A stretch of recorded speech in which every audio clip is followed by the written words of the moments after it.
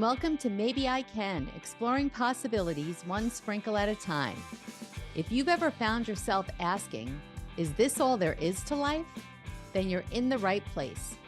I'm Debbie, author, speaker, entrepreneur, and coach. And every Tuesday, I'm here to share a sprinkle of hope and inspiration. Together, we'll uncover the more joy, more fulfillment, more prosperity, more fun. We'll share stories of transformation, actionable tips, and that little nudge you need to take the next step. So let's embark on this journey of discovery and say, maybe I can, to a life filled with more. Ready to find out? Let's get started. The Maybe I Can show starts now. I want to welcome you to the 100th episode of my podcast. Woo! I should have had some kind of sound effect in the background, but I have to say that for the 100th episode, maybe this is good, maybe this is bad. I don't really know. I'm not prepared. I'm not prepared at all. For the next half hour, you're going to hear what's at the top of my mind. I just returned late last night from a 2-week European cruise. It was the trip of a lifetime, one that I never, ever would have imagined was possible. And so I think what I want to start with today is just kind of maybe catching you up with a little bit of background about who I am. Now, if you've been listening, obviously, you know who I am, you know what my story is. I'm going to do the Reader's Digest version. Even for me, I'm really going to try and make this short, sweet, and succinct because I really want to show you what's possible. Because in my wildest dreams, where I sit right now, I never would have imagined was possible. And so let me go back to the beginning. Not the beginning of, okay, I was born on this day, but basically until I was in my 50s, I felt like a victim of my circumstances. I began caring for my dad, who became disabled when he was 46, when I was 17 years old. He luckily lived for 30 years, but I was his main caregiver. And then I became the caregiver to, well, both my sons, as any parent is a caregiver, but a little more intensified because my older son had and has some disabilities.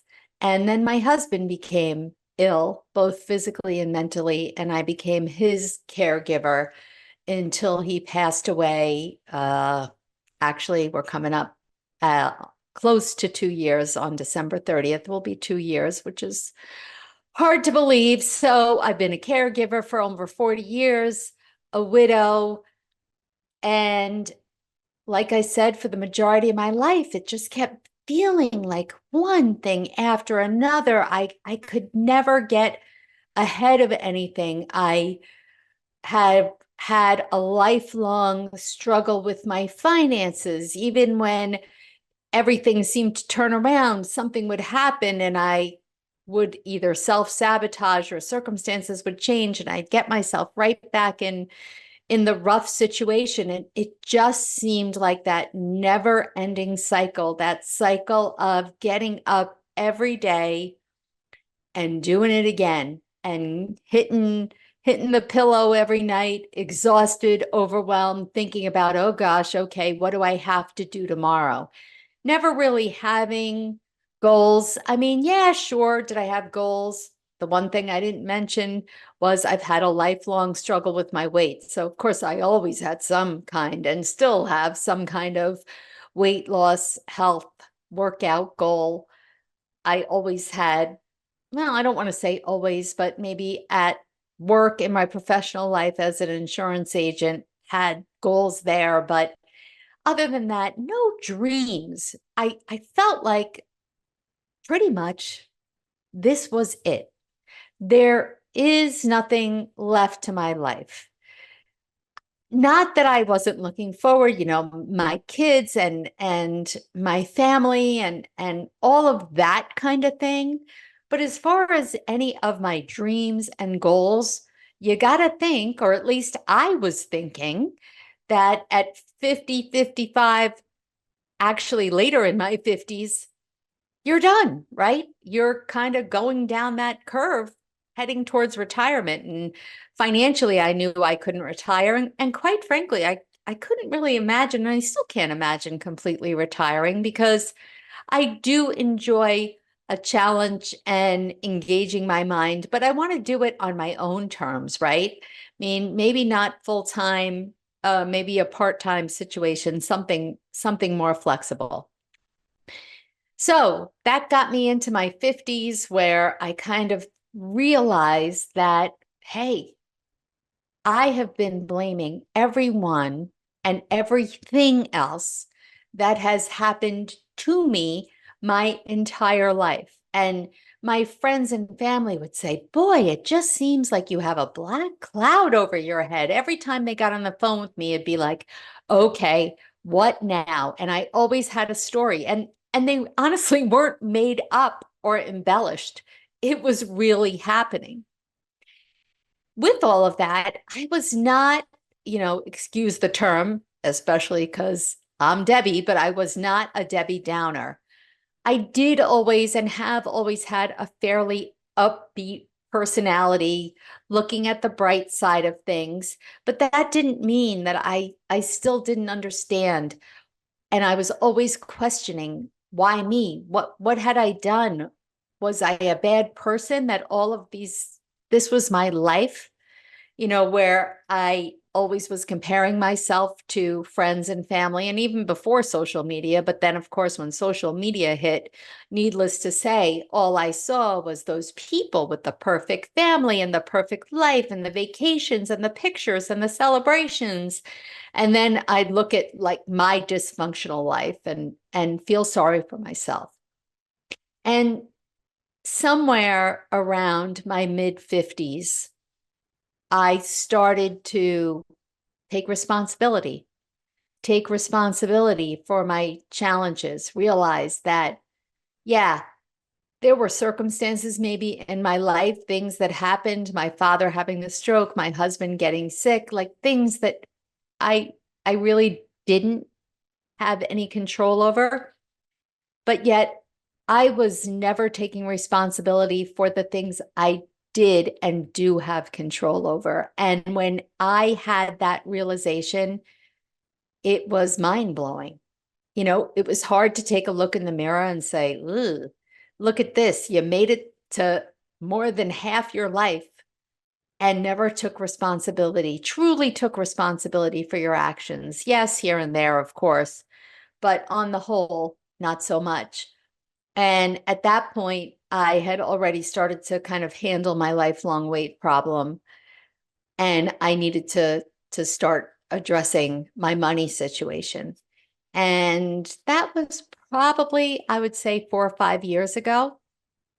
And through that process, I was really introduced and became engrossed with personal development, something that I had never given any much thought to, didn't really understand, felt it was for people who had quote unquote problems, didn't know how to deal with life. I knew how to deal with life. At least I was I was dealing with the day to day, so I felt that that wasn't an issue. And I think I also thought that that was a little, woo woo, a little out there. That wasn't for me.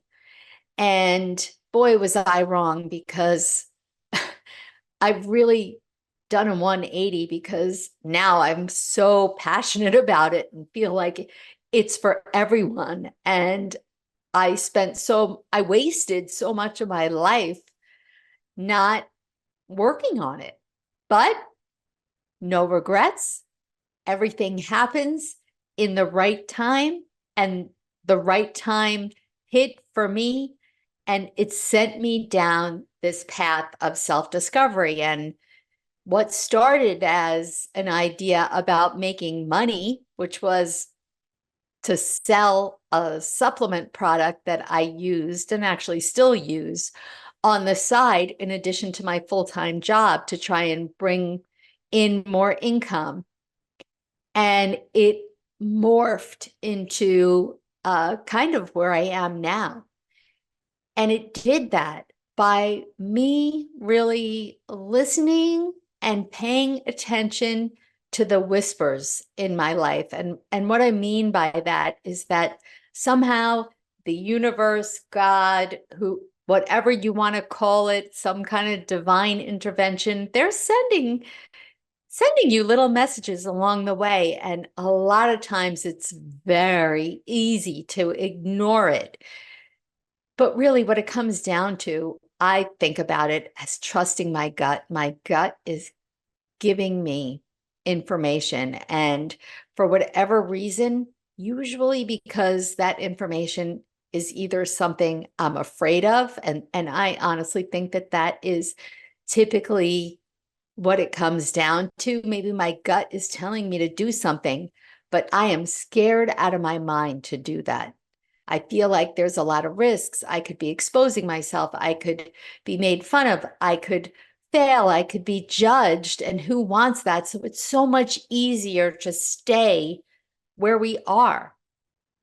And when I stopped doing that, that's when things really happened. And I started my, after I switched from supplements, and then I launched the Caregiver Support Squad, which was to help caregivers learn the importance of self-care. And I went down that road, and I created a business, and I did training and got certifications, and eventually had to come to the realization that even though I did and I do feel extremely passionate about this topic, as a matter of fact, my November podcasts are the majority of them are going to be on this topic of caregiving and self-care. It didn't resonate with me because coaching other caregivers was very difficult for me, especially in that time when I myself was very, very heavily involved in caregiving. That was difficult for me. And so it was hard for me as an empathetic person to talk to other caregivers and hear their stories. So I transitioned again because I realized, hey, yes, I want to help caregivers, but I want to help everyone. I want to help everyone understand that regardless of your circumstances, stop making excuses. Whatever it is that you want in this life, it is never, ever too late. And that's the journey that I'm on now. Where that led me to was something that in my wildest dreams, it was never a desire. It was nothing that I ever thought of. I wound up writing a book. I published my memoir on August 9th, 2023. On second thought, maybe I can. And it was one of the hardest things that I've ever done, but also one of the most rewarding things. And because of that, I feel like I got a little bit of that writing author bug. And now here we are on October 29th, 2024, 2 weeks away, less than 2 weeks away, actually, from the publication of my second and really third book called The Sprinkle Effect, A Guide to Creating a More Colorful and Fulfilling Life, and the companion workbook of the same name.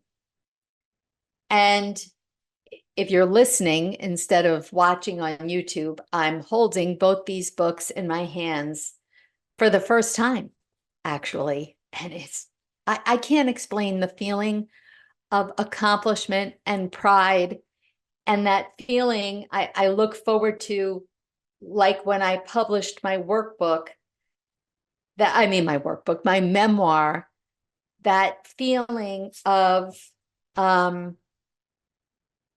gratitude and satisfaction when readers give me feedback and let me know how helpful it was to them. And I think that these two books are going to be even more so. because they're a little more, not a little more, a lot more hands-on and help you see personally and individually how you can transform your life, just as I don't want to say that I have, but I am in the process of doing. And I'll always be in the process, and so will you, because if we stop working on ourselves and continuing down this journey, that means that we've taken our last breath. It should never end. So here I am. Along this path, one of the other whispers that I listened to, and really, if I'm being honest, I didn't listen to the whispers. It wasn't until Shana, my business coach, not only whispered, she said it in a regular voice, and then she basically had to scream it at me that I should start a podcast. And a podcast was something that I was terrified of. I mean, who's going to listen to me? What do I have to say? How do I do it? I had so many questions. And for a while, I would say at least 6 months, every time that Shana brought it up, I had another excuse, or I gave another date. Well, when this, right? Like, how many of us do that? Well, once my book is published, well, once the kids are back to school, once vacation's over, or the holidays, especially now, that's the perfect thing, right? We're coming into that season where it's like, well, in January. Yeah. Okay. I had to stop. And so on May 1st of 2023, I took the plunge and launched the Maybe I Can podcast. And as I said at the beginning of the show, today is my 100th episode. And I still find it so incredibly hard to believe. And what I want to share is that how often do we sit back and really, truly give ourselves credit for these type of accomplishments? And today, I am celebrating this accomplishment with the message that you should also celebrate your accomplishments, big and small. I don't know about you, but I have a tendency not to do that. I have a tendency to be like, okay, I checked the box. Book, published, check. What's next? Wait a second. How about we take a breath? I'm not saying that I can't say what's next, but there should be a pause to look back and say, man, look how far I've come. And, I also feel this way about this vacation that I just took. Because several years ago, I would never have dreamt that a vacation like this was possible for so many different reasons. Caregiving being one of them, money being another. The caregiving,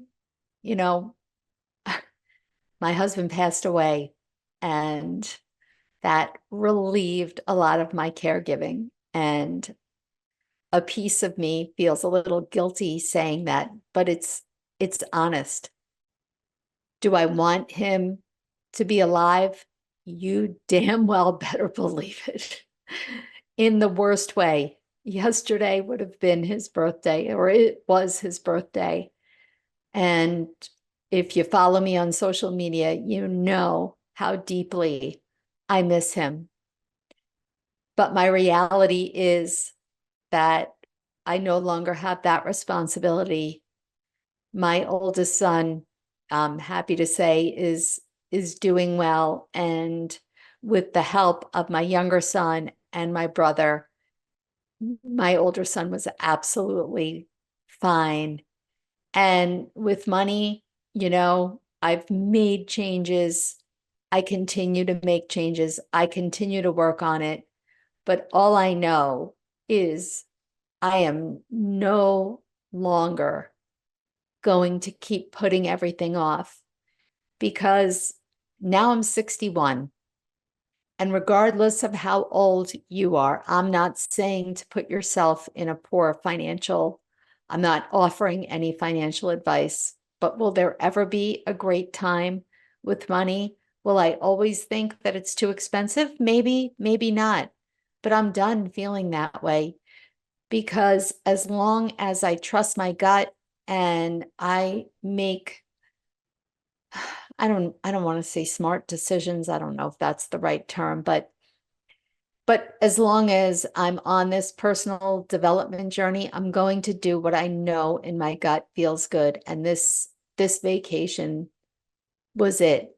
And I had the best trip of my life. I visited so many amazing places. I spent 2 weeks with my two cousins who I couldn't love and adore anymore.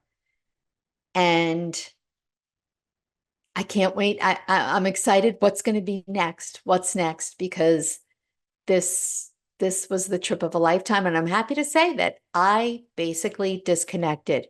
If you do follow me on social media, I really didn't have too many posts. Many of the posts were pre-planned. I hardly made any reels or TikToks. Um, TikToks. Yeah, no. I just needed to take a break, and I did. I didn't check my work emails from my day job. I didn't even open them. That's amazing. And all I had to worry about every day is, what do I need to wear for where we have to visit? What's the weather? What kind of walking shoes? Those kind of things. Like, how great is that?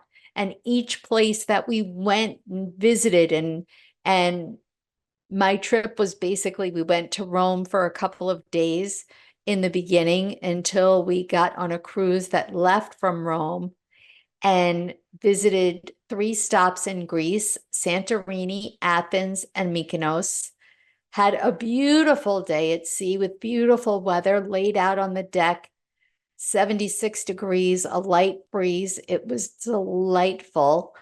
And then came back around to Italy, where we went to Taormino and Catania and Pompeii, Florence, and the last day we were in Cannes, France. Come on. Each place was magical for a different reason. And when I look back at what I had written, I don't know, maybe 4 years ago, about my dream life and what my dream life would look like, travel was on that list. And when I wrote that, it was 1,000% not going to happen in the foreseen future. And now it has. And so many things on that dream life, I don't want to say list, but really dream life list of mine, they're happening. And why are they happening? Because I believe that they're possible. I believe that my dreams are possible. And hey, are they possible by me sitting back and rubbing a lamp and hoping that that adorable genie is going to come out and grant my wishes?